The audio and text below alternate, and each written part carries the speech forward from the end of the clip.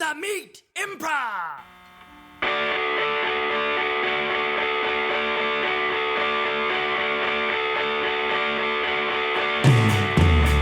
Hello and welcome to The Meat Improv with me, Josh Simpson. And me, Jake Jabbour. The Meat is the improv and storytelling podcast where we bring on comedian guests to tell true, meaty stories from their lives. And then what do we do with those damn stories, Jake? Then we take those stories and we use them as inspiration for comedic, long-form, improvised scenes. That's correct. That's exactly it. We have a Patreon where we do an extra bonus episode where Jake and I talk shop once a week. And we also have a Discord channel that's all available at patreon.com/themeatimprov. Throw in a couple of dimes to keep your boys chubby. That's one way to put that. It's our snack fund. Mm-hmm. Anyway, well, that's the business. Let's get to the fun part of the show where we introduce our guests. Sometimes I do this in the form of I'm introducing them like the 1998 Chicago Bulls, so maybe I'll keep that going. Ladies and gentlemen, returning guest. You might know him from UCB's Herald Night and my 101 class from 6-7 years ago. Small forward, Connor McCabe. Hey y'all, it's good to be back. Not a lot of people like to remember that I was in your 101, Josh. Everyone always brings up the UCB Herald Night thing, but I really appreciate when people know that deep history of my improv. Yeah. I tell everybody that you were in my 101. See, it can happen. I'm not even kidding. Like, I kind of do the same thing when I talk to people about improv or when people are starting out. I'm like, I had Josh Simpson for 101, and that was the best thing that could have happened to me as far as first course goes. Well, that's very kind. Wow. You took the class and you're like, well, it's got to get more fun than this. Yeah, this has got to be the base. Well, great. Thanks for being on, Connor. Thanks, Connor. And at Power Forward, you know him from Teacher's Lounge, Murder,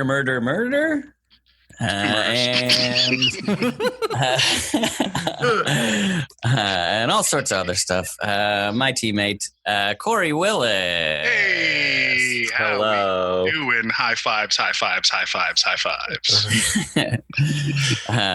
guess the power forward was Rodman on the Bulls, so I gave you Pippen and Rodman. There's no Jordan. You know what? Honestly, I'm gonna throw out a controversial take right away. I do not like Michael Jordan, so I'm happy that I'm not playing Michael Jordan right now. Yeah. Damn. Yeah. That is a controversial take. I love that take. You don't like him? I mean, he's just a piece of shit person, right? Like every like personal story anyone ever tells about him is just like he's a jerk.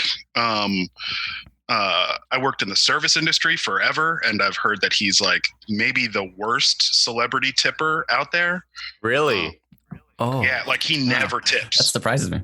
Yeah, like ever. Like people in Vegas apparently like talk, like people on the floors like talk shit about him. Like dealers are like, I fucking hate when he runs. Like he never tips anything, no matter if he wins or loses. you know, that's actually because like he does tip, but you have to beat him one-on-one to get your restaurant tip. Yeah. So Okay. it's a part of him motivating you, you know? All right. So maybe he's like the best tipper ever. You have to beat him one-on-one. Exactly. Yeah. I think if you're in the same restaurant as Gary Payton and Gary Payton tips you well, then he'll tip you better. And then he'll insist that he wasn't worried about Gary Payton. I love it. But then also, I grew up on the East Coast, so I grew up watching New York Knicks basketball, and oh boy, what a great way to solidify hatred for an amazing basketball player is Sure. him just Makes throttle sense. your team every single time they play them. So This is purely hypothetical and way out of my depth of knowledge, but suppose he did another year and went to the Knicks. Would that have been something you would have been excited about, or would that have been a difficult thing? I definitely would have been a difficult thing. But like, so I'm like, you know, I was like a little sporto growing up, and I played basketball. And so I like grew up on the East Coast outside of New York City, but my folks had lived out in LA prior to that, like just before they moved to the East Coast. So my dad and like my mom to a certain extent were like really big Lakers fans. So like every game that I would watch on TV would be like Knicks getting completely destroyed by someone, or it would be a Laker game on like AM radio and just like thrilled beyond anything. So if he went to the Knicks when I got older, I'd be like, whatever. I'm a Laker fan anyways. But like, yeah, I'd say I'd consider myself a Laker fan. Like, okay, full on. Huh. Yeah. All right. So, but yeah, I mean, I guess if he went to the Knicks, I guess he'd be okay. But it was like when Stackhouse went to the Knicks, I was like, I fucking hate Jerry Stackhouse. I hate this dude. I like Stackhouse. Maybe I'm an idiot. No, I think he was just another, just like bad attitude player. I was like a really good boy. I was like a really good like sports mattered to me, and having like a good attitude during it mattered to me. So seeing Jordan and Stackhouse, like all those like primo players, I was like, these guys are fucking pampered assholes. There is something. So you, Cory, I feel like you are honorable in that you stuck to like your convictions there. Whereas like when I growing up, also being a little sporto, like I would hate some players really bad. Usually like the players on the rival teams of the ones I followed, not my teams. I'm not a part of the team, much to my chagrin. Yeah. But like sometimes when those players would come to mind, like Ron Artest coming to the Kings or Lance Berkman going to the Cardinals, I was so easy to flip that switch and be like, well, actually, you know, I've matured and this is why they're good. Yeah. It wasn't about me. It's about me just flip-flopping. Yeah. Well, to be fair, when Rodman went to the Lakers, I was like, oh, he's a pretty good guy. He's like a pretty decent. I mean, he's like a great player. I mean, he's a king of the boards. And like, he's a little out there, but like. Yeah. He does his job. Make yourself feel good about it. Yeah. Yeah, I'm like that too, Connor. I flip instantly. Yeah. I'll root for an awful person on my team. Whatever. Yeah. What about you, Jake? How about you? Are you a loyal guy? Is he a sporto? I don't even think I could call myself a sporto. So, yeah, it's pretty easy for me to just, I mean, I'm probably the worst version of all of it, of just like whoever I'm talking to, I'm like, yeah, sounds good. They seem cool. Who are we rooting for? Great. Got it. Jake View Sports. I think Jake View Sports like I do like Lady Gaga's new album. I'm just like, oh, that's out. All right, yeah. Yeah. Lanny's really into that. I don't know. Go ahead, play it. That's fine. Sure. What song is this? Good. Yeah. That seems like, neat. Oh, this new album. I can see us dancing to this. Yeah. Jake, can I eat a hot dog while we listen to this? People like you have like the like a capacity to become monks, because I can't like watch sports and not be like affected emotionally, whereas you're just like so cool. You should do big things with this. That's very nice of you to call it coolness. It's either a lack of attention span or I don't know, or deep-seated bitterness for never being good at sports. Those kids should be monks. I'm telling you. Yeah, you're probably right. That's true. Are you saying all monks are just dorks? That's a statement I was hoping to make today. Just uncoordinated dorks. Yeah, that's a monk. God, I'm the asshole who like scream. I'm like, whenever someone's like, "Oh, I hate my neighbor," whenever there's a game on, I always hear him like screaming at the TV, and I'm immediately like completely embarrassed because I absolutely do that. Like it's pathetic, and I notice it in the moment. I'm like, what are you yelling at? No one can hear you. What are you doing? I'll like clap aggressively if like something incredible happens on the screen. It's disgusting. I'm disgusted with myself. That's also why you're there, right? You got to get it. It's the investment. So you care. Oh, and I'm the worst person to go to a live sporting event with, unless you're like, no, I'm willing to maybe have people around us want to fight us. I'm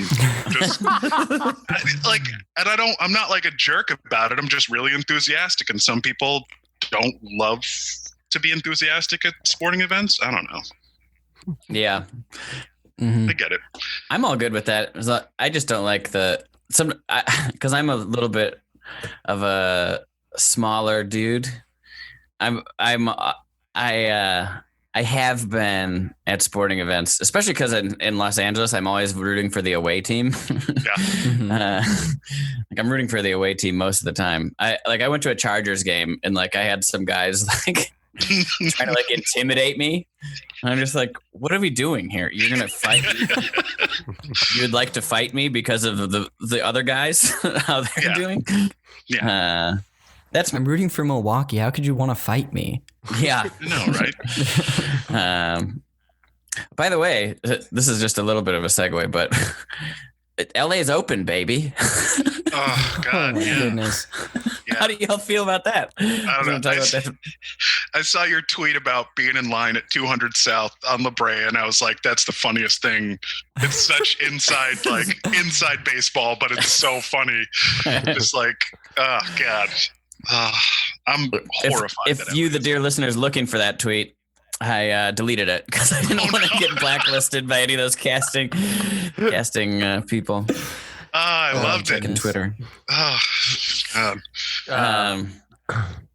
Bad timing for me. I'm leaving next week. Oh yeah. The listener doesn't care about that, but Where are you headed? I'm just driving. I'm driving to the Midwest to go to my parents have a lake house there, and I don't want to fly, but I was planning on going anyway. So I assumed everything would be shut down for a couple months. So we made plans to just drive out to the middle of the country. And turn the weekend before I do that, we're like, the gyms are open. Yeah. You can audition for stuff now. Goodness. I have a feeling we're going to be closing back down. But Yeah, I think you're going to be okay. I don't. There's no way. Yeah. I don't. my agent was a little upset. That you were That leaving. it's opening. Yeah. She's like, we're open. Great. Well, how about this? How about you send me on a bunch of auditions and I'll go to them? But Yeah. I Yeah. don't know. I am bringing like stuff to tape myself. I'm like, just keep me going for the auditions. I'll fly back if I absolutely need to, but I have a feeling we're not doing anything. No, I love that she's pissed that you're now not going to be available to do in-person auditioning, when it's like we could still just do self-tapes. Like we could still do all the things we've been doing for the past 5 months. Like, Yeah. it's fine. Yeah. And I haven't been doing those actually. So Well, me neither, not as much as I'd like, but yeah, well, here we are. what are you going to say, Jake? No, I don't. I truly could use somebody helping me explain why we're opening. It feels like the numbers are going up and we're opening, and it feels like the plan is just like, which is like. The listener can't see, but Jake was crossing his fingers. Yeah, thank when he you, made Connor. that noise. You're welcome. Nice work, Connor. Nice. I couldn't Yeah. see. Our gonna be covering policy that is the whole just pod. wishful thinking that this will be better somehow. And they're like, Yeah. well, we've given the chance for hospitals to like gear up for it or whatever, as if our healthcare system has ever been geared up for anything. Like Anything, yeah. I'm totally Meanwhile, baffled. Newsweek is saying we're going to run out of beds. Yeah. Yeah. Cool. I'm shocked. I'm totally shocked. I have no idea. It's so weird. Well, I mean, Yeah, go ahead, Connor. Go for it. No, wait, were you? Oh, after you. Oh boy, two politos. Hey, good boys with bad past. So I have I have all that information if you would like, Jake, but it's so boring and like nonsense. It's all about the budget. It's all about the fact that we established a budget, and in order to this is the short version. In order to meet that budget, there needs to be revenue that is brought in by sales tax. So they can't meet that budget if the revenue isn't there. So they're basically being like, we have to meet our budget, so we're opening everything back up. That's okay. it. Yeah. It's what I thought. It's even more horrifying than crossing your fingers and hoping for the best. It's no, this is purely motivated by that's so money crazy to me. Pay. The listener can't see, but Cory is holding up his fingers and rubbing them together like there's dollar bills between them. Thank you, Connor. Nice. Now I'm just inserting things that aren't happening. I love it. Yeah, that's the scene. reasoning, Jake. That's it. That's all. That's so frustrating to me. Yeah. I think what's most frustrating to me, or one of the most frustrating things, is that now that so much is opening, which shouldn't be opening, a lot of people are going to start, at least in the service industry, starting to get their jobs offered back to them. And Yeah. I am sure that a lot of restaurants are probably taking precautions, but these people are also putting themselves at risks. Not to say that people who have continued to work, like grocery store workers and all sorts of other lines of work, haven't been doing that already. It's just people are going to get offered their jobs. Some people are going to, I think, rightly refuse them. Mm-hmm. And then those people, I'm assuming, are not going to be eligible to continue to collect unemployment, is my guess. Yep. So it's putting people in a position even more so to be what am I really supposed to do now? Yeah. It's I don't under.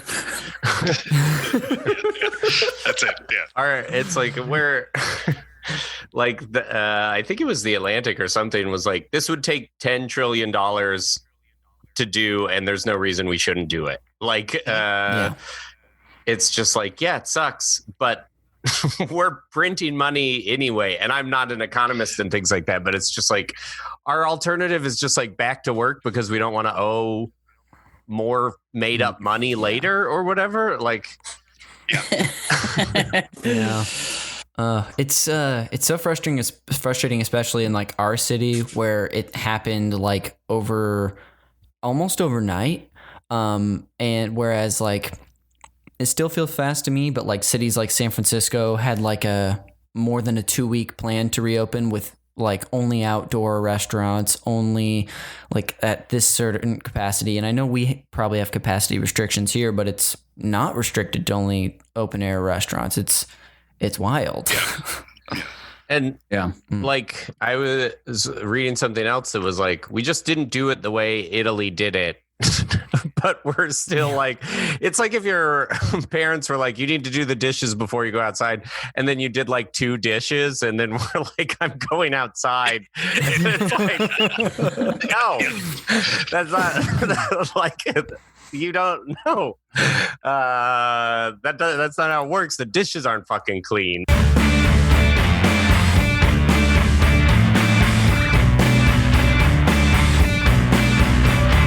All right. Get in line. Get in line, students. You're all sophomores in high school? Yes. So it's time to figure out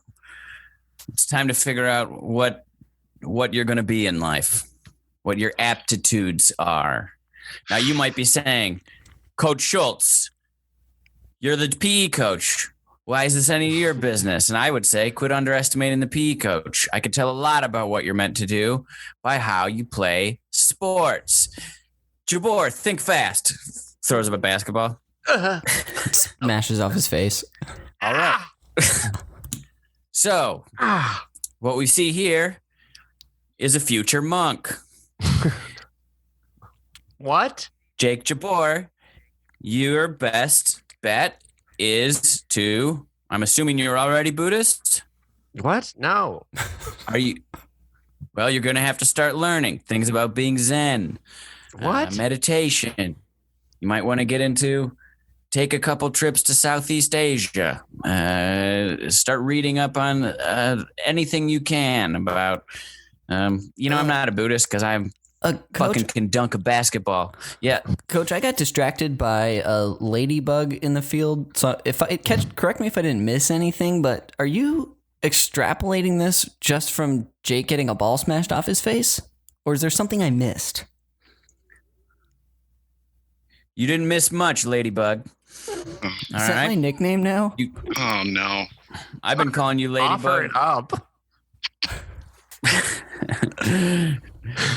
I just extrapolate it from one hit off the face? No, I've known that Jabbour was monk material ever since he strapped on his shoes the first day and tripped over a racquetball. Listen, do you want me to help you or no? Jabbour, start looking into Eastern philosophy, Eastern religion. You're going to be a silent man up in the mountains meditating and Hey, Coach. So I don't mean to undermine your authority at all here, but is being a monk is that a career or is that more like a path? You know, good. Like, do you make money as a monk? You know, that's a great question. And again, I am able to, when I was in my 20s, I was able to do a reverse dunk. So I don't know the answers to a lot of these things. But what I will tell you is that I know monks are fed, I assume. I know they mostly are made to shut up and keep to themselves. I spend a lot of time in solitude and loneliness. I don't think they even aspire to having sexual partners, which again, that's part of it, Jabbour. What? I aspire to having sexual partners.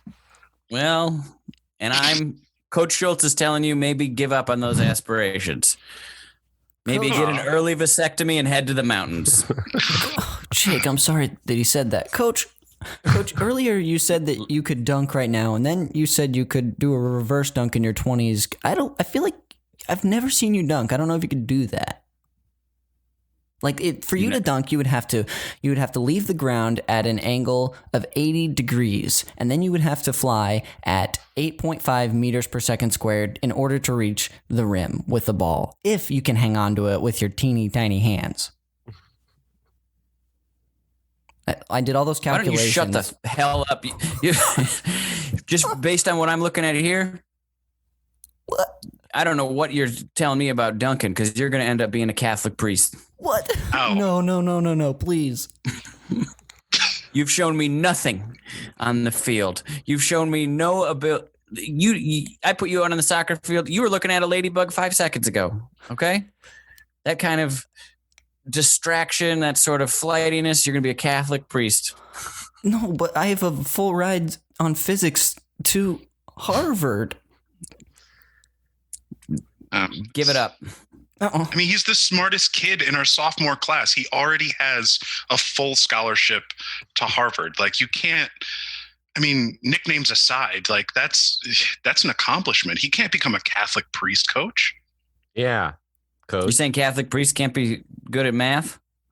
They got to hand out all sorts of stuff. When someone confesses a sin to a Catholic priest, they got to do the math and tell them this many Hail Marys, that many light, this many candles, this many I don't know what the hell Catholic priests do. I'm not a religious man. When I was in high school, I was able to catch a football in the back of the end zone over the field goal posts. Can you picture what I said? What I mean by that? Yeah, you would run and jump and catch the football between the field goal posts and like land and be this big. You're always, that's like the first day of every year you show that highlight reel, and we just don't. Yeah. I don't know.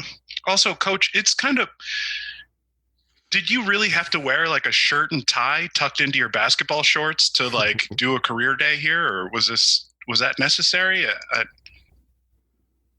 I'm trying to convey to you that I know what I'm talking about. All right. Wait a second. You look like kind of a dork right now, Coach. Yeah. I'm not a dork. I assure you I'm not a dork. Flip-flops and socks. Listen, I just taught a swimming class. I'm not going to put on socks right after swimming. All right. Oh yeah, I did put on socks. Okay. So I put on socks, but that's just so my feet don't get cold. Coach is a I got wet feet. I'm putting them in socks so they dry off and don't feel cold. And a dork. Coach, I'm not a dork. Okay, I'm not a dork. Coach, Don't come at me that fast. You might step on those ladybugs. Hey, get him out of the way. I'm not a dork. I'll do a reverse windmill dunk right this instant. Let's lift Coach up and put him on top of the basketball hoop and make him stay up there. Come on, guys. Let's go. No. Come here, Coach. We cut to 4 months later. The coach is hiking up the Himalayas.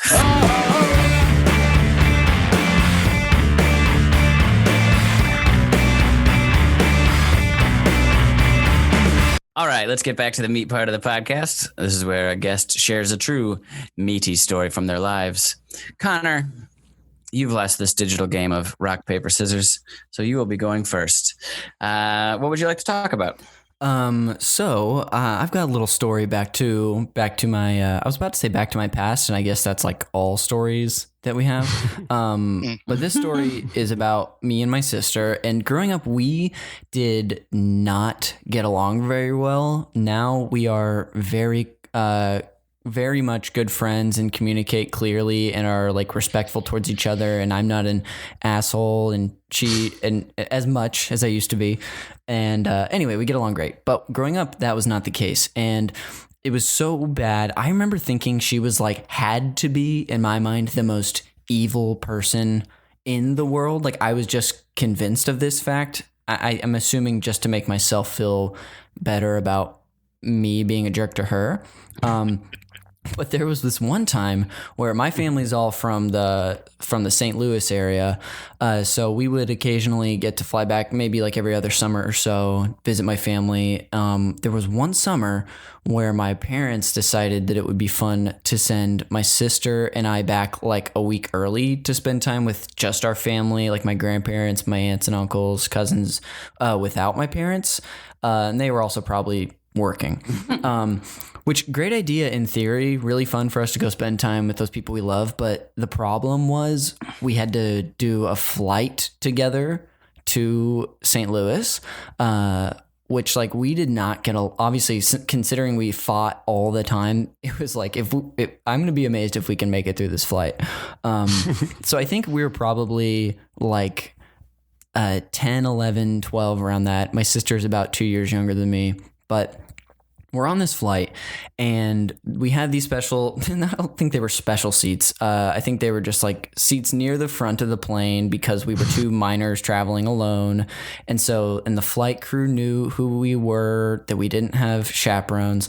And so there was like a lot of eyes on us. And I remember my mom having a talk with us that like we had to be good and not fight on the flight. Otherwise we'd get in a lot of trouble. And so I remember, so basically the whole crew knew, everyone was aware, we had to be on our best behavior.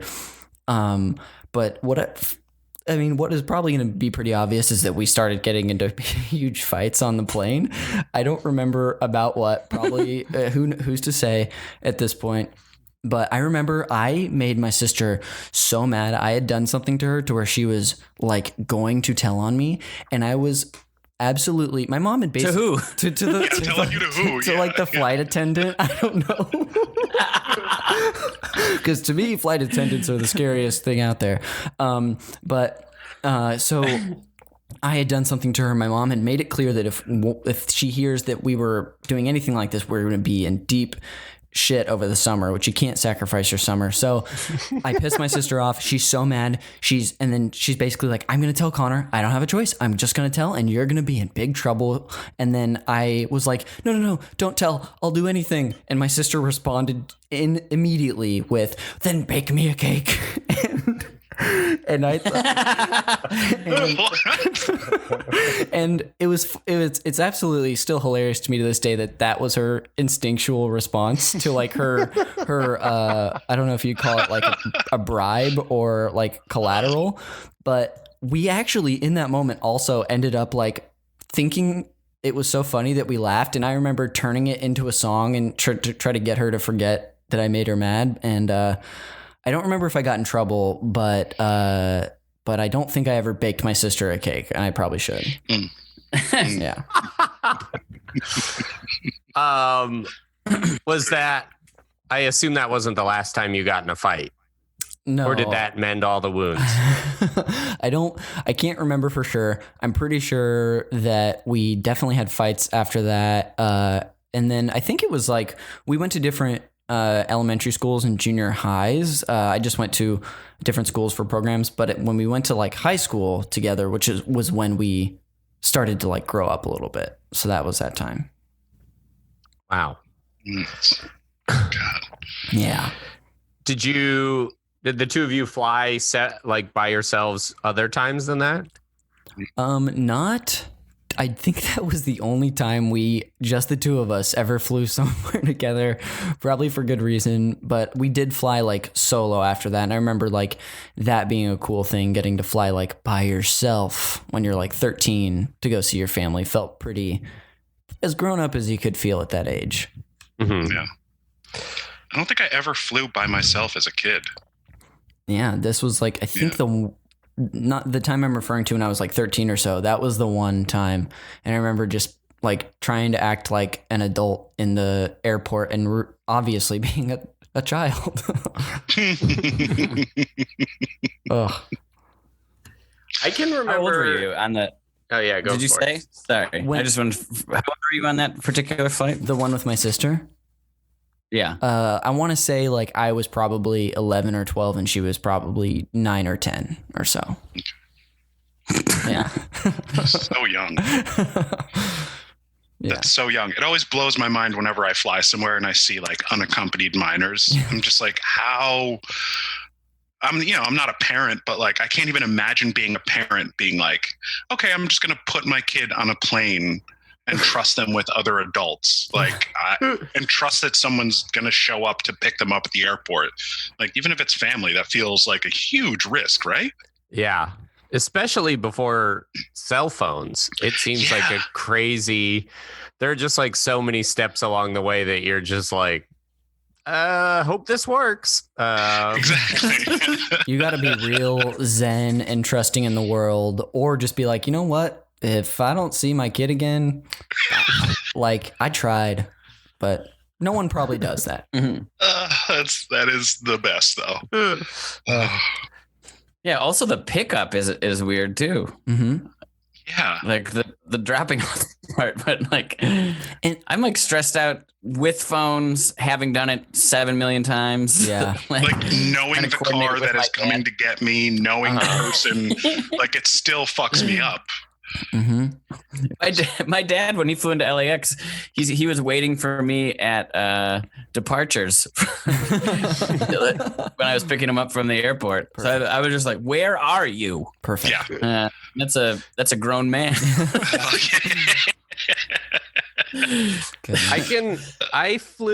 I don't remember the flight, but I flew by myself as a kid. And I remember I came out to visit my grandpa, and I don't know if I flew out to see him alone or if I rode with my family, because sometimes my aunt and uncle and cousins would drive out. So I don't know if maybe I went home solo. I'm not sure.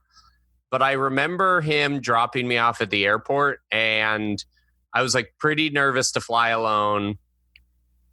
And I remember my grandpa having, who was a very lovely man and loved me very much, but had was not personable at all or had any tact with dropping me off at the airport. I remember him just being like, "Well, thanks for coming to see me. Bye-bye." And it was just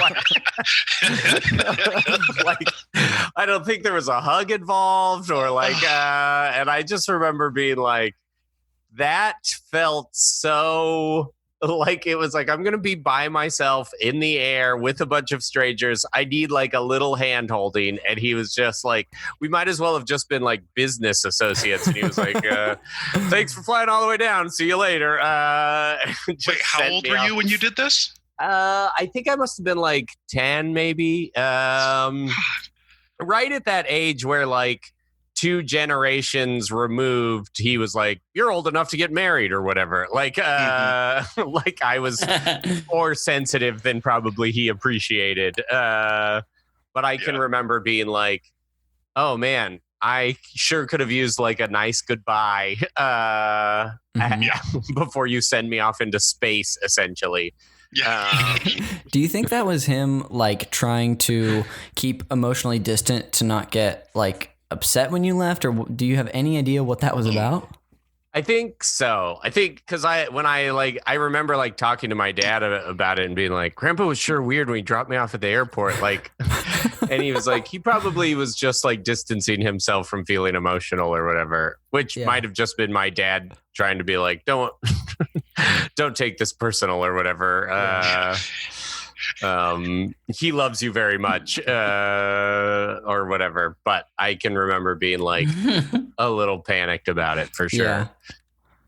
I also, one time, I fly by myself quite a bit now, and I remember meeting a guy on the plane, and he asked me for a ride. Like, he was like, "Where are you going when we land?" And I was like, up into Evergreen or whatever. He's like, "I'm trying to get to Colorado Springs. Any chance you could give me like a ride?" And I was like, "I don't know. I don't think they were not in the same direction, but B, I was also like, obviously I was old enough to drive and could get my own car, but I was like, felt really weird about driving a grown man." Yeah. Like a stranger. It was like picking up a hitchhiker while like it was just like I wasn't prepared to be confronted with a hitchhiker while flying, like while traveling via plane, of somebody being like, "You headed my way?" And it's like, yeah, it's such an right ambush. now. Technically, we're going to the same place right now. Yeah, ambush is a good way to put it, because it's like, if I say no, I got to sit next to you for the rest of this flight. Yeah.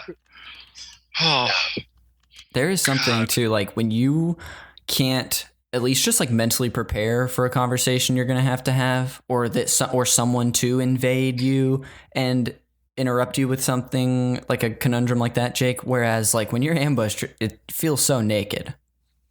Yeah. How old were you again? Yeah. Did you say? I mean, I was old enough to drive, so I must have been like 18 or 20. Yeah. but also not as like an adult. I would never like choose an 18-year-old, like someone who was clearly like young, to be like, "Hey, could you help me get to where I'm going?" I'd be like, "I'll find someone in their mid-20s at least." Yeah. Yeah. At fucking least, right? Yeah, I think so. I guess I just don't fly without a plan. Yeah. Yeah. Yeah. I once got bothered just by like, I was on a flight back from Hawaii and I got the window seat because I like to sleep against the window. And someone next to me was like kind of giving me all the Hawaiian stuff, like the good vibe type of stuff. He's like, "Hey brother, I was wondering maybe if you could switch spots with my girlfriend." And his girlfriend was, so it's a 3-row thing. I'm at the window, he's in the middle. And then his girlfriend is across the aisle on the aisle. Right. And his dad is next to him on the aisle. And he's like, "My girlfriend doesn't fly very often, so we were wondering if maybe she's scared. So could she switch with you and have the window seat?" And this is before the plane took off. And I was like, "No." Good. I'm sitting at the window and I was like, "Why didn't you switch with her dad?" Yeah. And the dad's like, "I'm not doing that." But you get the aisle. You still would get an aisle. I love that the dad chimed in and was like, "Nope, not today." Poor guy got dragged into that. I will tell you, the collective anger was still at me. And I was just Yeah, of like, course. I want the window seat. Yeah. I picked it on purpose. Paid for the window seat. I'm not. Yeah. Also, if she doesn't want to be But I scared, did don't fly put her with at the them. window. Yeah. I was like watching movies and like I couldn't fall asleep really. So now the pressure's on to actually sleep. Oh, Anyway, Oh, goodness. I think airplane requests, like my rule is it can be an equal. You can ask for an equal or lesser value trade. So you can trade like, would you like to take the aisle seat and I'll take the middle to sit next to my person, or can we trade aisle seats, or can that is good. But any other request is like, you plan better. Yeah, a lot of social. Go for it. No. I was just gonna say my only experience with uncomfortable shit on planes, it has to relate to it's my brother. It's like all my brother's fault. The first one was if anyone can remember the cologne Jabbour Noir. Oh yeah. So the what? Sorry. It's a cologne. The cologne Jabbour Noir. Just like the most potent smelling man cologne like that existed in the 90s. And my brother had a full bottle of it, and he put it in an overhead compartment, and it broke in the overhead compartment. Like, oh my God, whatever, like something shifted and it just like spilled out. So the whole plane stunk like Jabbour Noir. And it was like like New York to California. So it was like several hours of everyone on the plane just being like inundated with Jabbour Noir. And like no one like said anything, but like I knew he had it in his bag, and I knew like it was in the overhead compartment. And like when it started to smell, we kind of were like looking at each other like, okay. And then just sat there and didn't say anything. And at the end of the trip, of course, he like picks it up and it's just like literal like liquid cologne pouring out. Must have ruined so many other people's bags up there. God. And the other time we're sitting next to each other again, I think on like a cross country flight. And this is when he was like, he had already gone off to college, but we were still traveling, or he was about to go off to college or something. He was basically, I'm prefacing this that he was an adult. He was not a minor. So we're like, I'm in the window seat, he's in the middle seat. And then there's like a woman sitting next to him. And like another, like whoever her companion is sitting in like the aisle seat across in that like middle section of seats. And like halfway through the trip, she fell asleep and like woke up, or like we all like fell asleep because it was like an overnight flight. And my brother, I wake up to my brother like elbowing me in the arm, and I'm like, what the fuck? Like, and he's my older brother, and he always used to fuck with me, so like I'm used to like just gentle bullying for my whole life. And he's like nudging me, and I like look over and I see that the woman has like totally put her hand on like the inside of his thigh, like has just like still asleep, but put her like just flopped her hands like into his basically. And he was too embarrassed to like move her. So she just literally like gently caressed his thigh for like a couple of hours in the air. And it was such a weird experience. But it was just like, that this woman totally was like trying to join the Mile High Club with my brother or something. Oh no, Connor. Like totally joining the Mile High Club with like an 18-year-old college student. Whoa. Accidentally, maybe. I mean, we never figured out like what was going on, like why she did it, or if she meant to do it or whatever. It was just like we kept very quiet and got off the plane and didn't say a word to her. Ugh, sounds like a nightmare. Some persistence if it took 2 hours. I'm talking real shit, things I should tell us.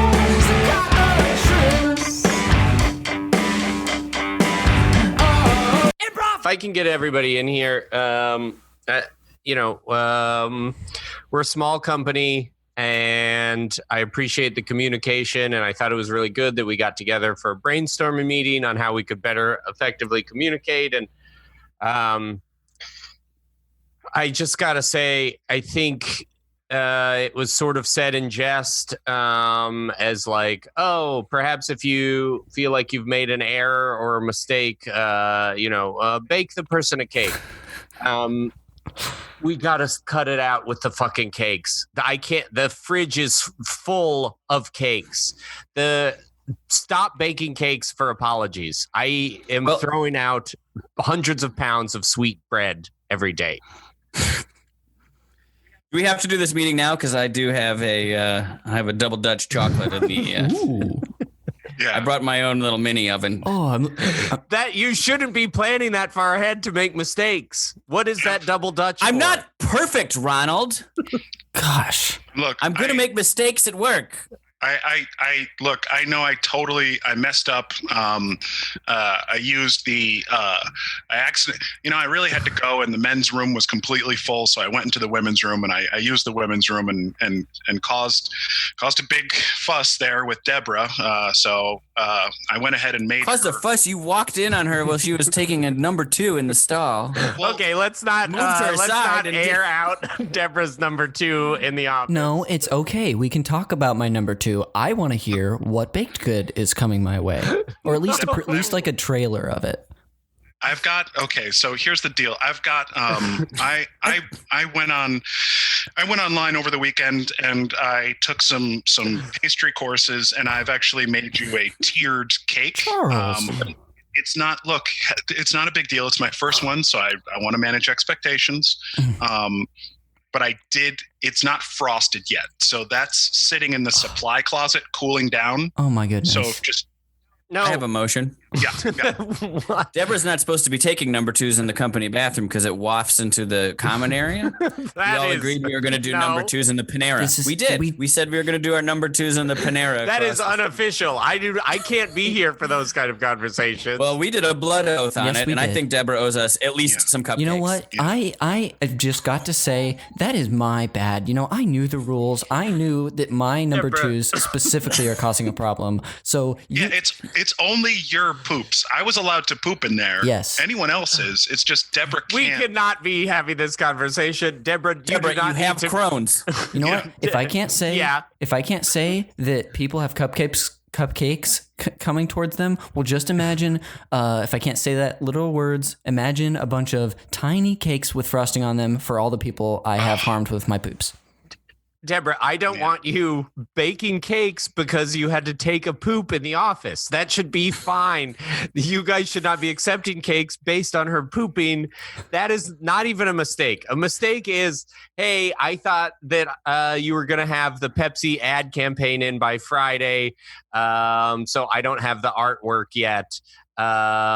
By the way, we're behind on the Pepsi ad campaign. So if Is you that what all, this is? Of course we are. We've got a whole operation happening in here. we shouldn't have an operation.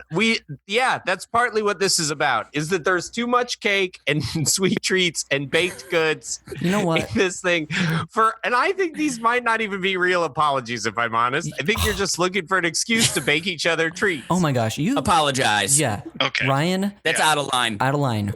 Out of line, yeah. Ryan. Okay. We're not sincere with our apologies. I'm sorry. I didn't mean to call into question your The apology. only apology I will accept from you is if you would make your flan. We know you make great flan. Just bring in the flan. That's all we want. We cut to Jake's character being interviewed on a TV show. So Ryan, as we know, you work at the company that we've heard this story from, and it comes to our attention that you apologized for grifting at the company with replacing the money you stole. Yes. I just have to say, I normally don't come at my guests on this show, which is unnamed. I normally don't come at my guests, but I have to say that is offensive. And the fact that you didn't replace the money with a baked good, I don't know. We're going to have to Excuse sever our me? relationship. Our relationship is interviewer and interviewee. Yes. That's fine. I don't have a problem with that. Look, yeah, I was The audience. Oh. See, and they react appropriately. I've never done this before. Okay, look. Get his ass, Nancy. Get his ass. Ryan, you have 24 hours to not only steal the money back that you took from your company, Excuse me? but replace What? it with a cheesecake unlike the world has ever seen. Cheesecake! Cheesecake!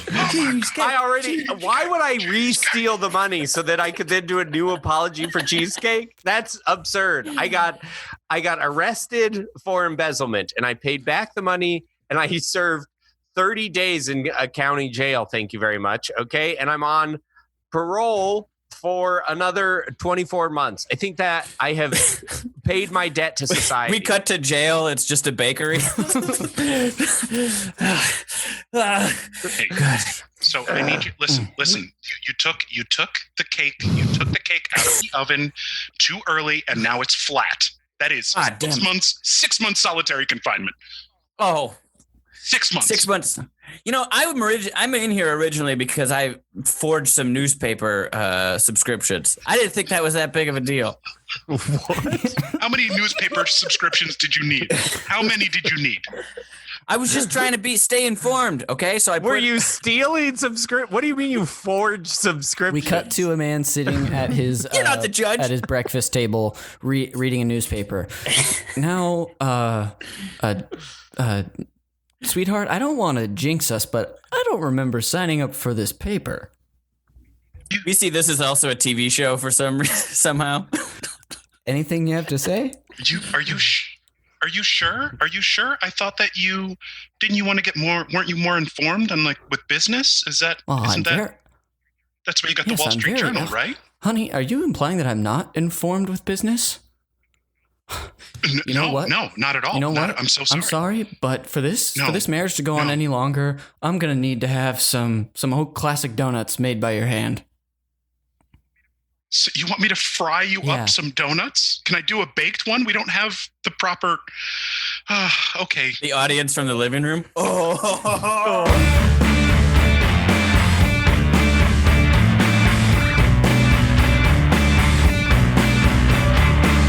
Boom. Flight attendant? Yes. How can I help you? Hi. Hello. First of all, thank you earlier for the beverages. I've been enjoying my ginger ale, and my brother here has been enjoying his orange juice. Okay. Now, because you are the in-flight mommy, I'm sorry. I would like to ask you.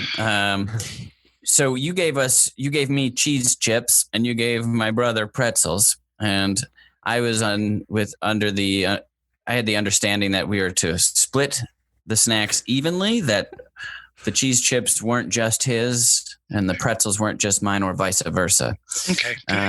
My brother has said that he'd like to eat all of his pretzels, and I would like some pretzels too, because frankly, we know cheese chips are the worst.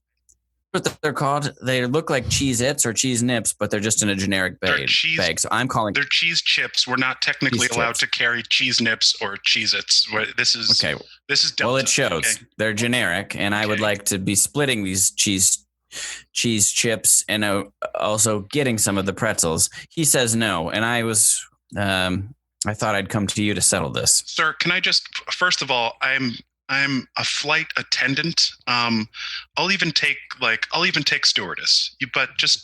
I'm not calling you stewardess. That's gendered. Okay, but you called me the mommy. Isn't that gendered as well, or?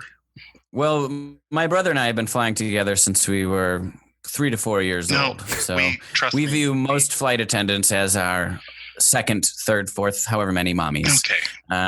You've been more of a parent to us than our parents, quite frankly. Okay, sir, can I just point out the fact that you... Don't call me sir, call me Billy. Okay, Billy. Billy, it does look like you are in your early 30s and your brother is older than you. Is that what I'm seeing? He's slightly older? Oh, he's a little younger than me. Okay. Look at that. Okay, all right. I told you. Gray mustache. You got a little gray in your mustache. Yeah, but okay, can you just... First of all... Oh my God. Did I wake you up from your nap? I'm sorry.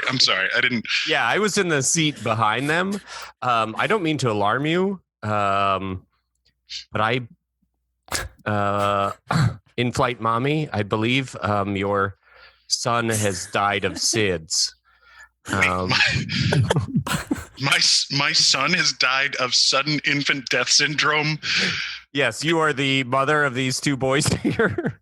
Oh God! Wait, this 30-something-year-old man died from sudden infant death syndrome.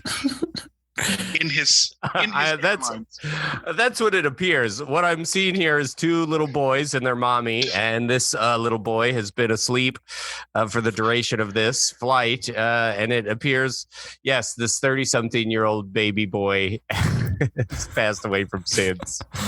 Okay, sir, I really look. This is.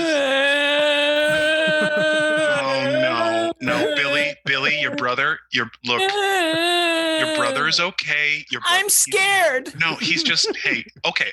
You know what? Scared. I'm not going to hold you. Could you please stop trying to crawl into my arms? Please stop trying to, sir. Oh, I'm getting a business call. Okay. Hi, William's phone. Oh God, really? Well, no, I said sell. I said sell the Apple stock. You're a day trader? I said sell the Apple stock. The relationship with China's too tumultuous. Listen here, Reynolds. You do what I say. It's my business. All right. You're a business owner. I'll be in New York in less than 10. No. Look.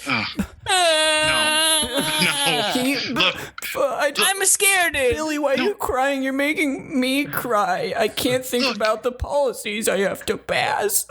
He's just, look, he was just. We're flying with a corpse. He was, no, God, okay. Oh, God. Also, you're not, can you please take down this blanket fort that you've made in your row? No. This is. Okay. No. Oh my God, your baby boy is back from the dead. He's back from the dead, and he appears to be a little politician. He's no.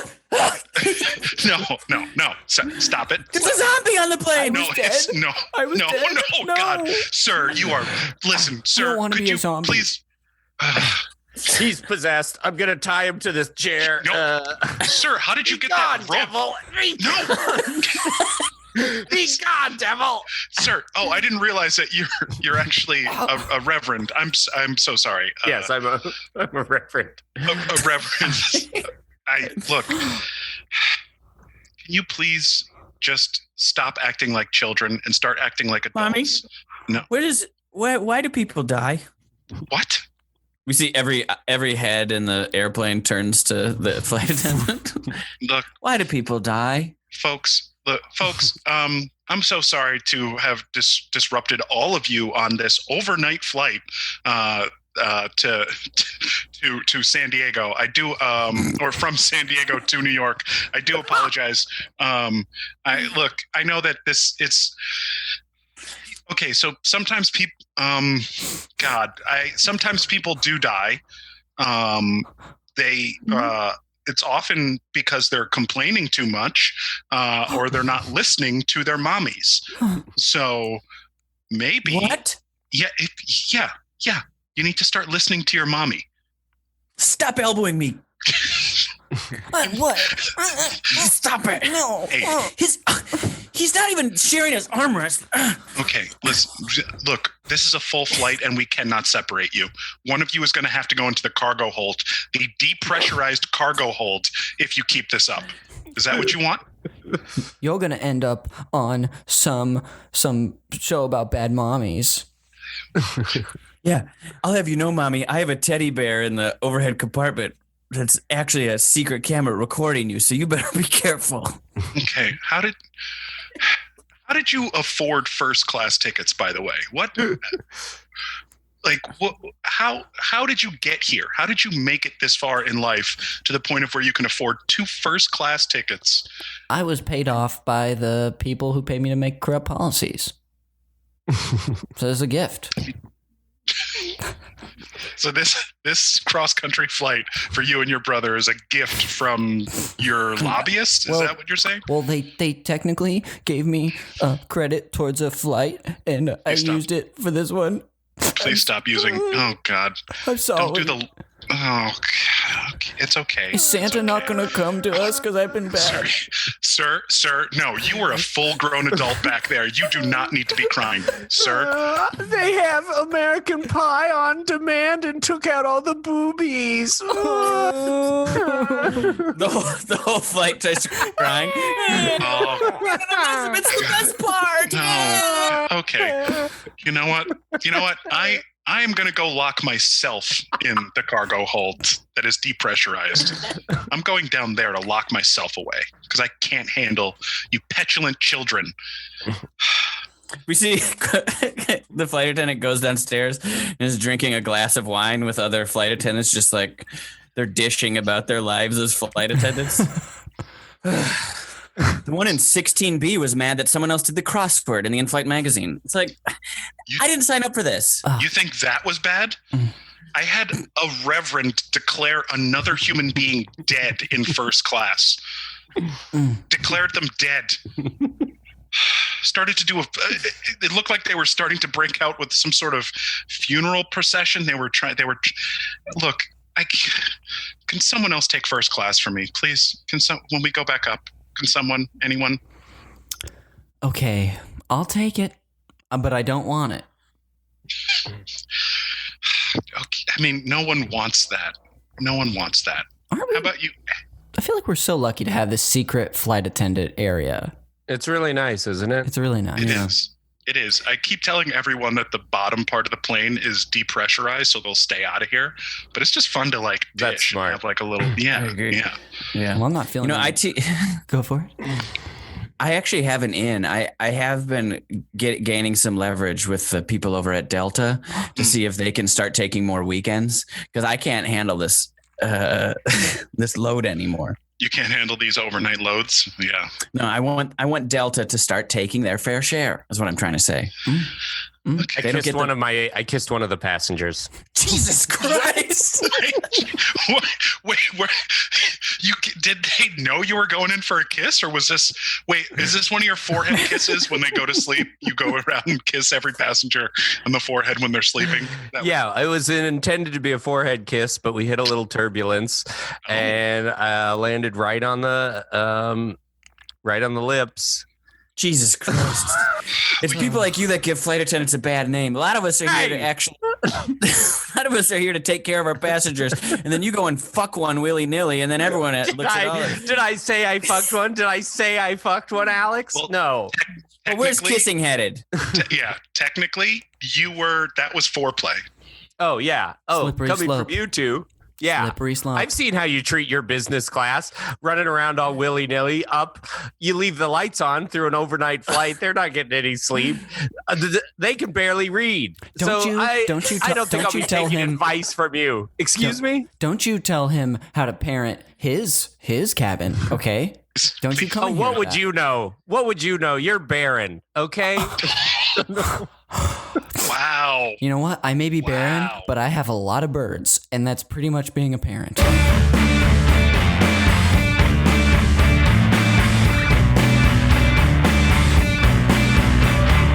Well, happy wedding day to my boy, Tim. You know, we've got a whole row of family members that all want to say and honor you with the toast on this your special day. Thank you. It's honestly just amazing that you're all here. Well, we wouldn't miss it for the world. We made the appointment when you sent out the save the date. It made an iCal appointment, and I was able to save that in my calendar, and I had to move a couple of things around, but I'm happy to be here for your day today. And for the toast, son, I would just like to say, good job. And it's been a pleasure. And salutations. Dad, are you okay? I'm doing fine. I mean, I know I've been trying to get you to be a little more organized. It's cool you're using iCal, but I mean, was that it? Is that a joke? Come here, let me give you a handshake. What? You're married now, and I'm happy for you. I wish you all the best. And Donna is a woman, and Dad, loosen up a little bit. I mean, this is my wedding day. You've dreamt about my wedding day your whole life. I have maybe said that in the past, and this could be a bit overwhelming for your dear old dad. You see he's fighting but tears. We're going to... nothing's happening. Nothing's happening. Nothing's happening to my eye. Okay, well, it seems like Okay, Dad... and we are doing fine, and my boy's grown up, and I'll shake his hand and wish him salutations.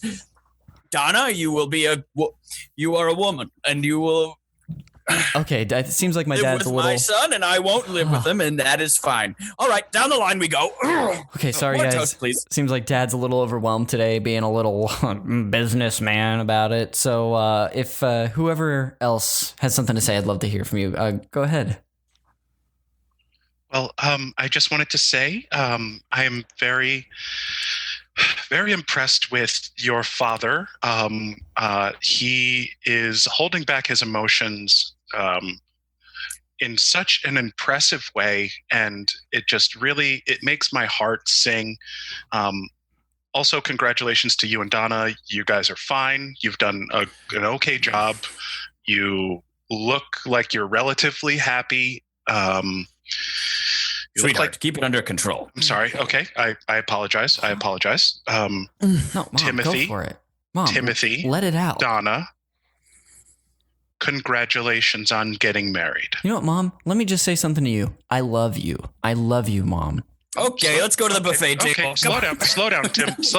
Let's get some dessert or something. What are you people worried about? Okay, this is my wedding day. Something most people in the world said would never happen. Okay, now we're here, and Donna and I found each other, and she's changed my life, and I've changed hers.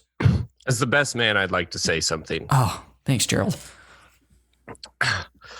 I feel like seeing you and Donna together has really touched me. And I have to Oh my God. come clean. About 4 years ago, you had a barbecue, and I partook in a 3-way with Donna and your mother. Whoa. And I feel bad about it. Hey, Gerald. Hey, Gerald. What? Hey, sorry, I'm going to scoot back in here for a moment. Hey, Gerald, could you remember when we agreed to never discuss that happen? I know. I just was overcome with the. Is it? What the? No problem.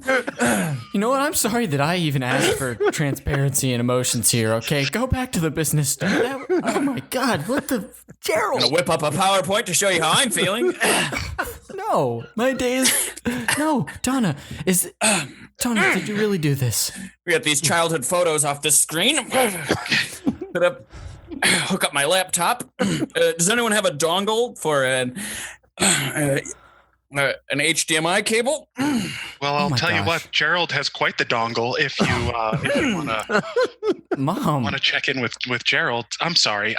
Tim. I'm sorry. The floodgates are open now, and Was that a euphemism or? You know. he's well hung, and it also is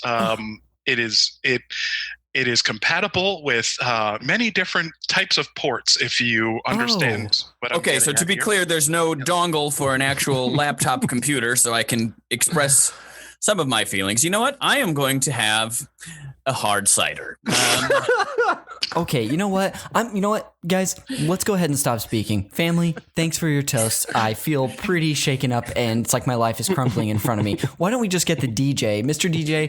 Hey, Mr. DJ, would you turn that music up, please? Let's just go out and dance and forget about this. I need a drink. Yeah, I'm happy to turn this party up. Good. But just before we get the music going, I just had a couple of words that I wanted to say here. Tim, congratulations to you and Donna on your wedding day. Thanks. I just wanted to, I need to come clean here.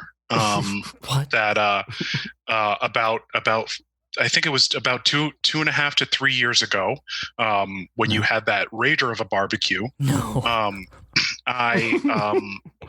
Should I have some more ciders prepared here, or well, I mean, where are we headed here? I think you know where we're headed. All right, I'll get some more of these woodchucks. Yep. So your father and I,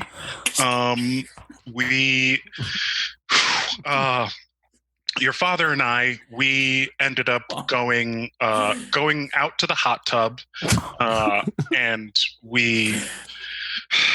It's technically a whirlpool. It's a whirlpool, but look, it got real hot in there that night, and your father and I had a threesome with your gardener. Your gardener was out there, so So I just wanted to make sure that we're all on the same page here. I don't understand why everyone's sharing all these traumatic details. This is stuff I got to be honest. I actually wish I didn't know this stuff. I'd like to live in the dark here. Okay. Hey, can I just maybe this will help? Congratulations and congratulations and congratulations and salutations and everyone. Congratulations, salutations. Thank you. Oh, look. Did that help? Did that help, Tim? You know what? I'm going to take the mic for a second, okay? You know what? I just got something to say to my friends and family here, my gardener and my DJ. Fuck you, okay? You all have gone behind my back, have slept around. The gardener and the DJ and my dad one I shouldn't really be concerned about because that seems like their choice, but I'm upset and I'm never having a barbecue again, okay? I'm going to stop you there, Tim. Huh? I'm going to have to write you up a demerit for language. Oh, come on.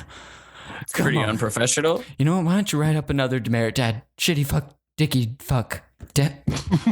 Shitty why don't you fuck, fire dicky me? Fuck? Yeah. Why don't you fire me from this family? Connor, I think it's only fair that you give your dad the birthday cake, the wedding cake.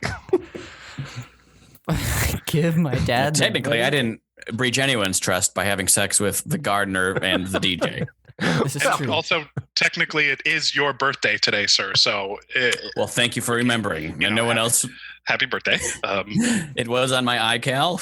Yep. I did clear my planned party. You know what? Can just one person in my life have a shred of emotion or just go there with me? Why does everyone got to act like nothing's ever happening? Okay, why? Excuse me, Tim, sweetheart, Yeah? hi.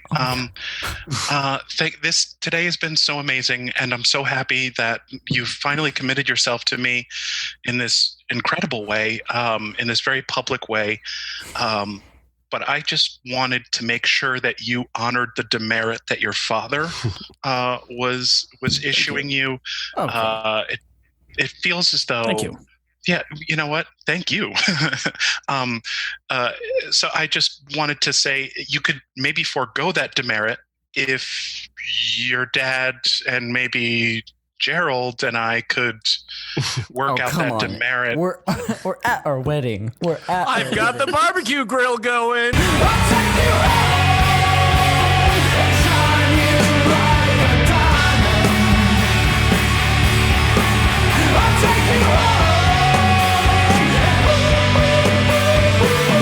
All right, let's get back to the meat part of the podcast where a guest shares a true meaty story from their lives. Cory, you are up, my friend. What would you like to talk about? So I got a meaty story here. It was I'm gonna tell you about the time I got myself in a little bit of trouble down in Arizona. Oh boy. So when I was 18, like after we graduated from high school, my buddy and I drove across country. My buddy Brandon, he was going to school at Arizona, at Northern Arizona University, NAU, up there in Flagstaff. Okay. And I was basically doing my version of a gap year where I was just like, I'm not going to school right away, so I'm just going to kind of fuck around. So I hopped in the car and we drove across country, and stopped off in like Chicago, I think in Nebraska, and then in Colorado Springs or Durango. Oh no, it was Durango, Colorado was where we were.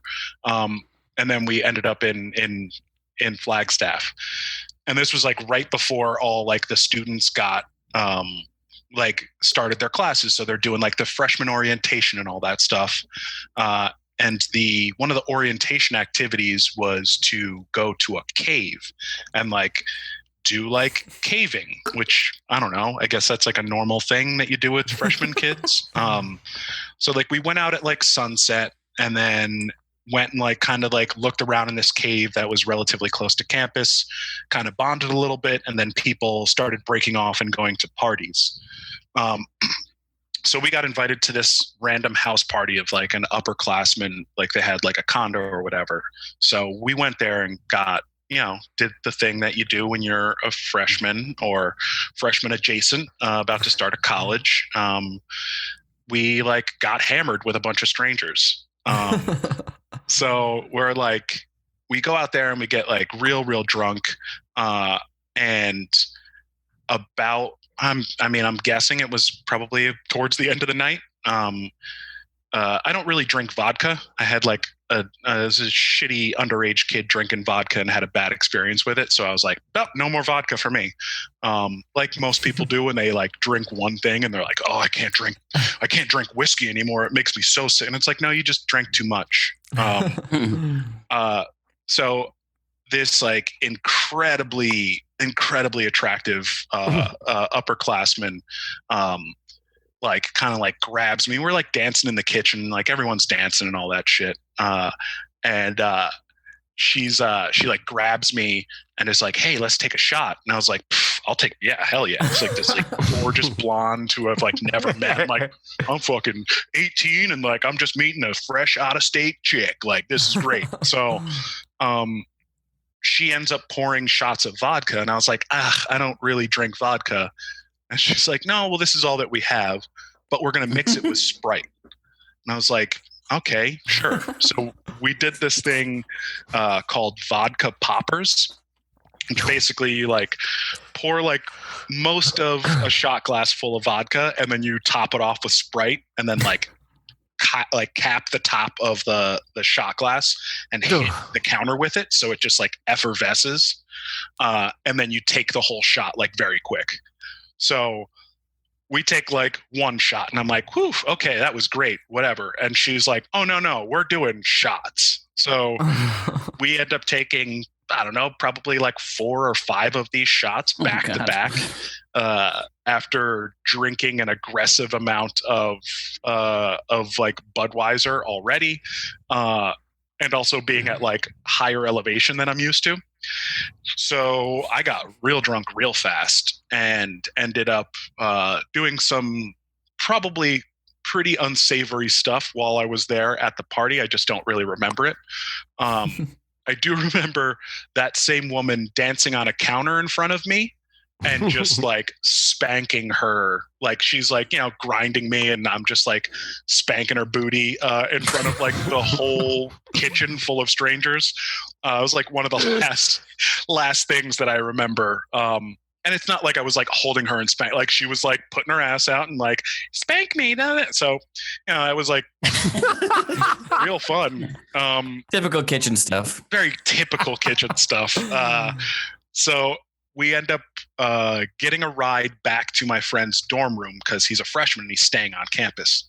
And I ended up getting like, I was so fucking blackout drunk at that point that I don't remember really what happened. All I remember is I started to, of course, feel a little sick. So I like stumbled to the bathroom in my boxer shorts and like, went do what you do in the bathroom when you're sick. So I like threw up a couple of times, but then was just so drunk that I just like, like sat on the toilet, was just like, just plopped down. And I must have dozed off because I woke up to like a knock on the stall door, being like, "Are you okay in there?" And I was like, drunkenly being like, "I'm fine, just a little, whatever, I'm a little sick, blah blah blah." And they're like, "Well, why don't you come out?" It's like, that's a weird thing for human beings to say to someone. And I like look down at the floor. And I see like the shiniest of shiny shoes. It's like, oh no, those are cops. So I like go to open the door of the stall, and they basically like bum rush me, and like sit me back down on the toilet. Because they're like, I was hammered. I was hammered, and like falling asleep in a bathroom stall. So I'm like a big dude, so I'm sure like I stood up and they were like, whoa, and just rushed me, pushed me back. So wait, this was in the where was the bathroom? Like, the dorm room. The bathroom. dorm. That's what I thought. So like Okay. not like a suite, but like the shared Got common bathroom setup. it. Where it's like You time traveled there a little bit yeah. from the kitchen. Yeah. I had no idea. I remember vaguely getting back to my friend's dorm room and then being like, I'm going to be sick. So I ended up getting pushed back into the stall by these dudes. And they're like, stop resisting. And I was like, what? I'm not resisting. I'm a little sick. I'm a little drunk. And they brought in EMTs. What? Full on like sedated me and restrained me and fucking took me to a hospital. And I like woke up, like the last thing I remember is like 2 other random dudes running into the stall too. So it's like 5 people inside of a bathroom stall. Whoa. And they just like held me down and fucking stuck me with something. And I passed the fuck out. And like woke up handcuffed to a hospital bed. With the cops just being like, well, you are underage, you were drinking, so we've got a summons here that you now have to you got to sign, and you've got a ticket, like this is your deal. So they were like, and once you sign this, you are legally barred from being on Northern Arizona State like property. So I mean, I'm like still like a little drunk and hungover or whatever. So I like sign the thing and they like bring me like hospital clothes. So I'm in like a shirt that's like too small for me, a pair of flip-flops that are like just like clearly someone random left flip-flops or whatever. And then like the tiniest little pair of like shorts.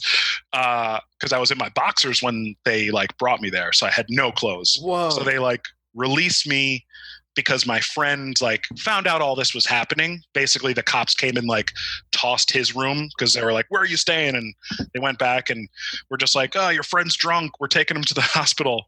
So he shows up to the hospital the next day just being like, yo, what the fuck happened?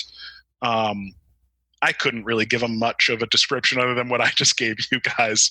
So he's like, okay. And the cops were like, he needs to leave. Like he cannot go back on campus property. He needs to get his stuff and go. So he put me on a bus to come out to California because that was like ultimately my plan was to go hang with him a little bit and then just be like a bum in California for like a few weeks until I figured out what I wanted to do. So like they put me on a bus. That bus breaks down outside of Needles, California, which Oh my God. who knows Needles, it's desert. Like It's nothing. Yeah, I've been through there. nothing there. So we're just on like a Greyhound bus stuck on the side of the road. I'm so hungover and so just like disoriented and just out of my mind. And ended up like the bus driver was getting screamed at by other passengers because it's like, you can't just leave us in the middle of the desert. And he's like, I can't fix this bus. So they like brought a new bus.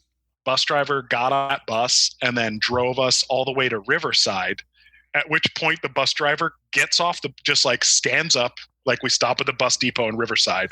And he's like, I'm done driving. And then just like left the bus. So we were just there with no bus driver on a bus in Riverside until like midnight. How did he leave? I think he just like called his friends and were like, come get me. I'm done. Or like maybe he was from Riverside or something, but he was just like, I'm done with this. Like I can't fucking deal with 60 screaming people anymore. So he ended up just like leaving the bus and it was just a bunch of us sitting on a bus until like one by one people got picked up. And I had like family friends who lived relatively close by. So I like called them at midnight. This is back in like 99. So like there are no cell phones or anything that we're able to use. So like I just get a ride from my like broken down, but well, not broken down anymore, but from my abandoned bus, and just stayed at my friend's parents' house for like 3 days, just avoiding the whole story with them. Just them being like, so why? We thought you were in Arizona for another week. Like, what happened? I was like, I just, my friend had some stuff going on and I had to get out of there. Totally dipped out on like my appearance ticket. Like, didn't like pay any of my fines or do anything like that. So I think it was like mid 2000s, 2005 or so. My parents got a letter from like the Coconino County courthouse being like, oh, hey, by the way, the bench warrant that we had issued for your son, it's lapsed. So he's no longer like wanted in Arizona. And that was the first time I had that discussion with my parents. My mom just like holding up the letter being like, what's this? Whoa. Wait a minute. So they like told you like you're all good to go back there? Yeah, they were like, you're fine, you're okay. What a weird. I'm like, I'm never going back to Coconino County. Like, I'm not going back there ever. That was bad fucking oof. Yeah. But also, why would I go back to Arizona? Like, it was like, you're fine, you can come back to our state. And I was like, I'm never. No. Yeah, that seems like a trap for sure. I'm never doing that. Fuck that. I mean, if you're going to take someone down a trip down memory lane, you got to show them the good. You got to show them the bad. So maybe we'll visit again. Yeah. I go to the Grand Canyon, see that for the first time, and then like tell my like wife and kids like, oh, by the way, this is where Daddy got arrested for the first time. Were you, when they brought the EMTs in and everything, like what state were you in? Were you drunk enough that you weren't panicked about this, or were you like, because I would imagine if I was sober, I would be freaking out. Yeah. No, I was like, it was like straight up out of a movie. Like I like drunk, kind of was like, what? I'm fine. Everything's fine. I'm just a little sick. And then like when like the cops come in and like kind of like push me back, like I like was like full on like, oh, I'm not trying to fuck with these cops. Like I'm not trying to fuck with any cops. Like you've got badges and guns. I'm gonna sit the fuck down. And basically like when those EMTs showed up, like that's when I was like, wait, what's happening? Because initially it's like, I mean, I unfortunately and fortunately, as like a teenager, I had booze and dealt with cops. Like I had interacted with police when I was drunk before. So I was like, oh, okay, I know how. I just gotta literally like be on my heels and like be chill, and they'll do their thing, but just don't be a threat. So that was why, like, when the EMT showed up, I was kind of like, wait, no, I'm okay. And then they like full on like grabbed me and like sat me down on the toilet, and like as I was sitting down, I like looked down and watched them like bring the syringe, and I was like, what the fuck? Whoa. And it was just kind of like what the fuck? And then nothing until I like woke up with like in a hospital bed being like, what the how the fuck did I get here? So whoa. Yeah, pretty insane experience. I wonder why they wouldn't just like, what if it was a student? I think like, that's what it was, is like they figured out I wasn't a student, so they were like, we can like prosecute this guy or whatever, whatever they're at that point, because they like went and really they tossed my friend's room, and like just because they were like, where were you staying? And I was able to like rattle off the number of his dorm room, so they like went, like knocked on the door, and he heard them. Like, he heard like a clear, like, that's not Cory knocking on the door. And he's a very savvy dude. So he like, I had like a pipe on me, like no weed or anything, but it was like, we drove across country. So we were like smoking weed and shit and just being fucking teenagers on a road trip. So he like stuffed all that shit away and like tucked it away in like his luggage and was like, oh no, this is his stuff. So they like ran all of my stuff and like had my ID, but didn't have like, I had like a fake ID. I had a weed pipe, and probably just like some like roaches or something from like joints we had smoked at some point. But he like took all that shit and moved it away from my stuff. Luckily. Dang. Yeah. That's a good assist, at least. Yeah. Oh yeah. It's funny to me how much of like in a college town, how much of the cop's job is just like drunk kids. Like, Yeah. like what kind of like almost like almost seems like a Benny Hill type cop situation where you're just like, it's never going to get better. You're not going to stop them from drinking. So just every weekend you go out with your billy club, like, meow. Basically, when I came back to New York, I ended up going to school in New Paltz in upstate New York, and I was a bouncer at one of the bars.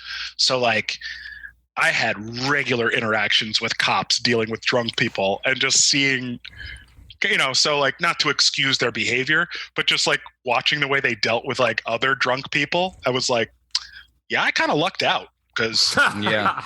like, I mean, I was wearing like a security shirt, and like I got pepper sprayed a couple of times when I was breaking up fights because cops would just show up and be like, all right, disperse. So Jesus. like, yeah, but it truly was like a Benny Hill style. Like the same kids would come back and get drunk and fight every weekend when I was a bouncer. And like the cops knew who they were and would like, check them as they like walked into the bar. They'd be like, all right, Rob, you going to behave this week? And he'd be like, oh yeah, of course I'm going to behave. Whoa. 2 hours later, like knocking someone's teeth out and they're dragging that dude out of the bar. Like it was It's like every week. one can't exist without the other. It's like Joker and Batman, but these Benny Hill cops and these drunk kids. I'm talking real shit. Things I should tell me.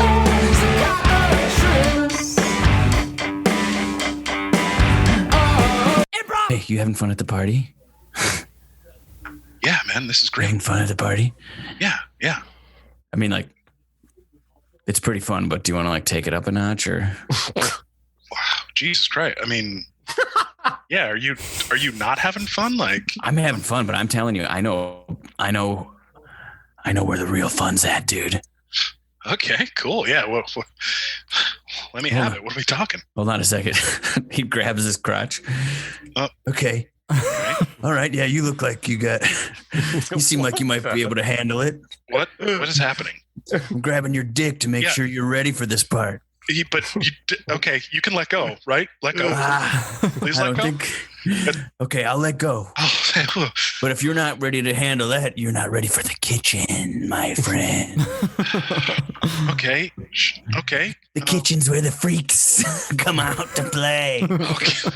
All right, let's go. Okay. Wow. All right. The Yeah. freaks come out at night. Damn. The freaks come out at night. Dude, you're putting on black eyeliner. Like, what's happening? Yeah. Okay. This party's about to get fucked up. Okay. Wow. You're putting on black eyeliner on both. Wow. Okay. Jesus. Both sides. Wow. Oh, all right. All right. Top, bottom, right, left. All right. Okay. You got any of that shit for me? Is that what we're talking here? Yeah. Okay, yeah. Let me see. Oh, ooh, ow, ow, careful. We He grabs see his dick. we see Josh put on an apron, and it reads "Kiss the Cook," but it's the band Kiss. Oh, wow. Okay. Damn. Let's do We're this. gonna party and we're not ready yet. Okay.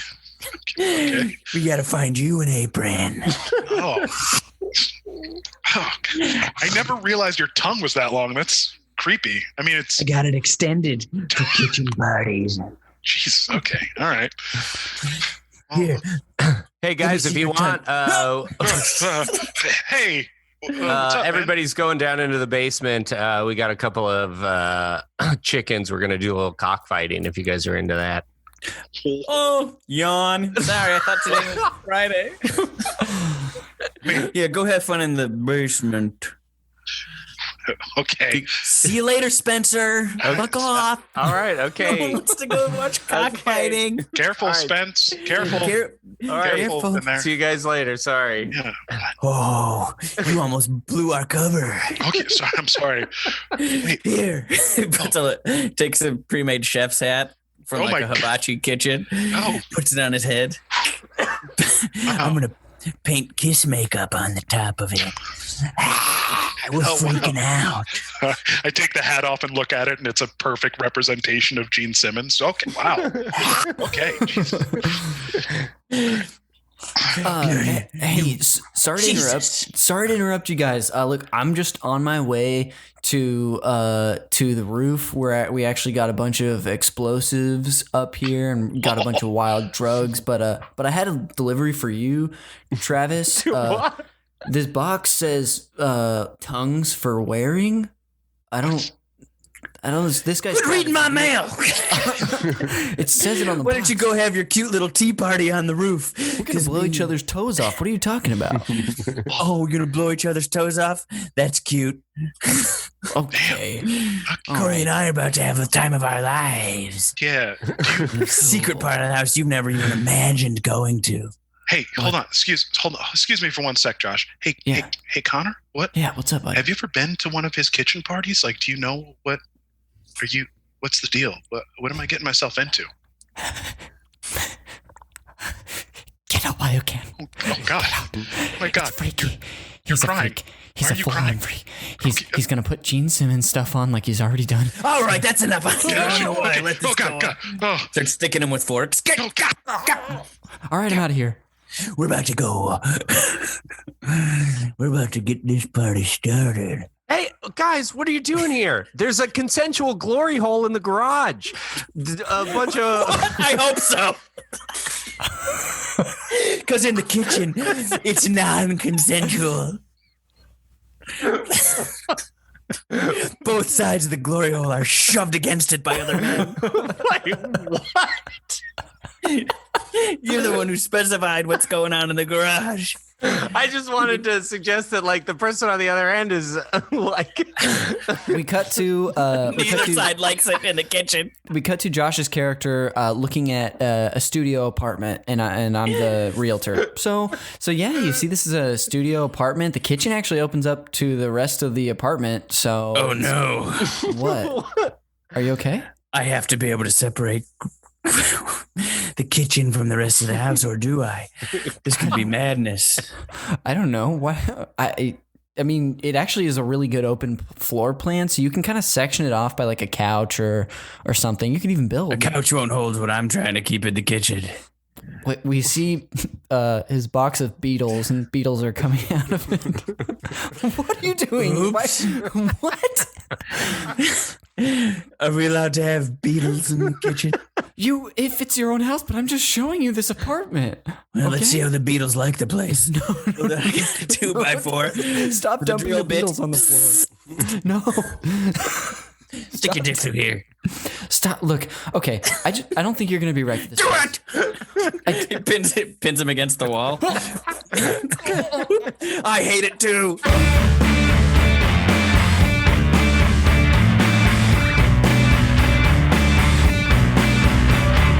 Hey, babe, look. In the mail. We got a little coupon from TGI Fridays. Remember that time we went down there and they slapped us around a little bit and spit in our food? They want to have us back. You want to go to this Friday night? No. Honey, They said we could come back if we wanted.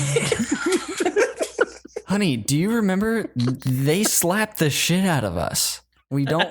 No, we're not going back there. This is not a conversation. Let's just go to Applebee's. Let's go where? Let's go to Applebee's. Yeah, but they said we could come back. Remember, after they slapped the shit out of us and got into our social accounts and posted a bunch of, awful things under our names. They said, and never come back. Well, now they said we can come back if we want. Well, just because they say we can doesn't mean we should. That's a terrible idea. Are you able to sure? just? Yes, I'm sure. Are you able just to block out the rough big hands of those men as they slapped us over and over again and just go back? Honey, Well, no, I hated every minute of it, but they said that we could come back.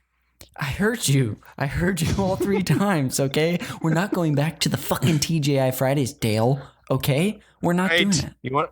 We're gonna go to Applebee's. Yes. Yeah, we can go to Applebee's where they don't slap the shit out of you, okay? They don't Okay. do that. All right, cool. We cut to Applebee's. Isn't this nice? And they've got their 2 for $20 deal. Who can pass that up? Pretty nice. Hey, folks. So you've had some time here to look over the menu. I just wanted to see if you guys wanted to hear any of our specials at all. Of course. That'd be great. Hey, if you knocked us around a little bit and spit in our food and shamed our genitals, would you have us back again? I'm sorry. This. I don't want you to do it. I'm just saying, if you did it, would you ask us back? No, here's the deal. Okay, here's the deal. I used to work at TGI Fridays, and I got shit canned from that place because I took it a little too far. So I just wanted to say that do you really want me to knock the shit out of you? Because I'll do it. I'll do it right here. No. We had a really terrible experience there. He doesn't want that. He just can't get it off of his mind for some reason. So no. I'd love to just hear the specials, honestly. Okay, well, maybe it's like exposure therapy, where like if we like repeatedly beat the shit out of you, you get over it. What? How does? Maybe. Yeah. But would we be welcome back? Would you wait on us again? Oh yeah, I'll absolutely wait on you again. Connor, this is kind of like TGI Fridays. Dale, Dale, just give it up, okay? Look. Okay, how about this? We'll compromise. Okay. I'll give you the specials while I kick the shit out of you. I just want to be upfront saying I do not want to have the shit kicked out of me, please. Okay. Well, okay. All right. So technically I'm not going to kick anyone. Like I'm not going to kick anyone that's unsanitary. But what I will do is I'll slap the shit out of you. Is that okay? No, please don't do this. Come here. Just come here for a sec. Just take that. Take We this. cut to the kitchen, the server's back there. You slap someone when you promised to kick? Now I have to bake a coconut cake because of this. Yeah, no, look. I hate making cakes. I got a job at Applebee's so I can do thoughtless fajita plates and that's it. Look, I'm really, really sorry, but it was a special request. You're fucking killing me. It is no wonder how you got fired from TGI Fridays. Hey, look, I went above and beyond at TGI Fridays. That's the only reason I got fired is because I went too far. I was too passionate about my job. And I swear to God, if I'm too passionate for Applebee's, then I'll walk right out this door right now. Is that what you want? Middle of the dinner rush? Of course not in the middle of the dinner rush. Okay. Give me some eggs and some flour and God, I guess I'll send Peter out to get some coconut.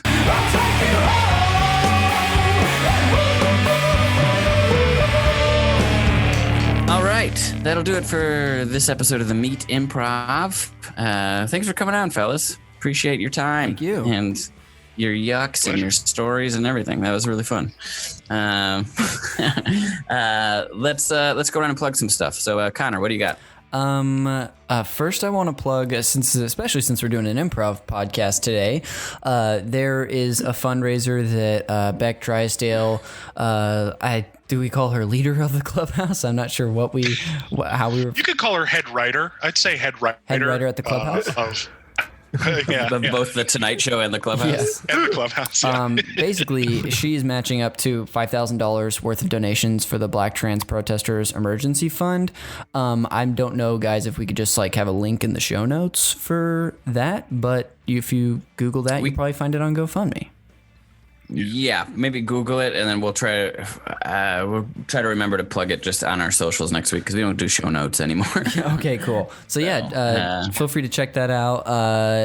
Anyway, and then if you want to listen to my show, I do a video game podcast called Call Me by Your Game, where I sit down with a friend and talk about a special video game from their past. So check us out. Awesome. Right. Cory? That's right. I don't really have much to plug because we're still technically supposed to be in some sort of lockdown. So don't have any shows to plug yet. But definitely would love to plug Black Lives Matter Los Angeles. If you can get involved, donate your time, donate your money. Even before all of this madness has been happening, they've had representatives out in front of Jackie Lacey's house, who is the district attorney here in Los Angeles County, getting out there and just trying to hold her feet to the fire.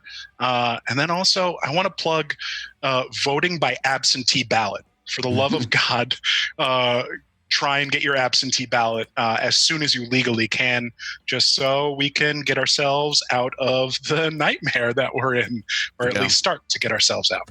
It's very easy, at least in California. I've been voting absentee, or do you mean like or by mail? It's called absentee ballot, but vote by mail is the same concept. So if you're in a state that does vote by mail, please do that. It's super easy. You should be able to contact, if anyone, your House of Representatives, your local representation there, and they can point you in the right direction. But you can hit up vote.org, and they'll provide links and provide ways to walk you through that process as well. Awesome. Thank you. And you're right. Black Lives Matter has been carrying the torch there for the Jackie Lacey thing, even before for years. This sort of came back into the national consciousness. But like, that's fucking good work. It's like, like they were ready for the influx. They're just like, here's what we've been doing. Here's what we'll continue to do. And so that's great.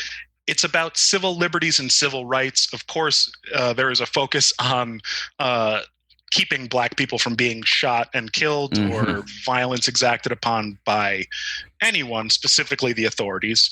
But it is for civil liberties and making sure that like we're all taken care of, because Jackie Lacey specifically, she doesn't care what color you are. She'll prosecute you just the same. And she'll also refuse to prosecute a police officer no matter what color you are or they are. So we just got to do the work. That's all. Just got to keep doing the work. Yeah. Hell yeah. I don't really have a plug in that regard. Go ahead, Jake. I was just going to say that's very informative. I think that's great. Yeah, I don't really have a plug. You can follow me at Wake Up with Jacob, although there hasn't been much going on there. I've just been retweeting people who I think have more to say or more informed than myself. But I guess what I've been trying to practice sort of being descriptive over prescriptive. So I'll say like I'm reading Between the World and Me, and that has been like a profoundly excellent book in regards to just like educating me way beyond just kind of like adopting policies or doing things without understanding them necessarily. And I've just kind of been blown away by that book. So I've been reading that. I think it's a good book. Yeah. That sounds like a brag. But I would say like, if you're looking for an excellent book, I would say read that one. Hell yeah. Cool. Great. Hell yeah.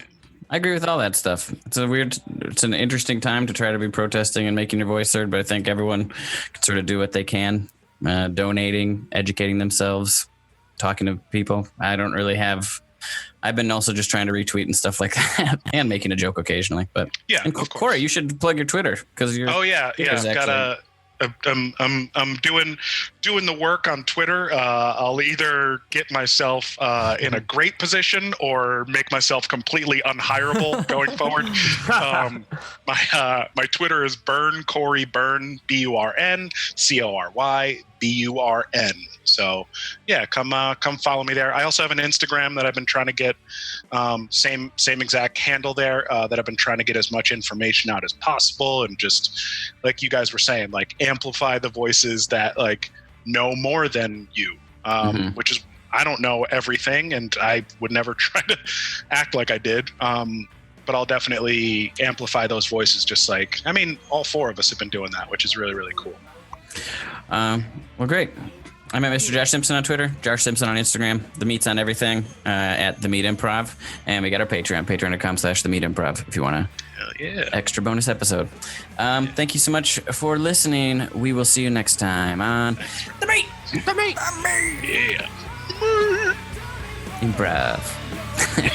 All right. That was really fun.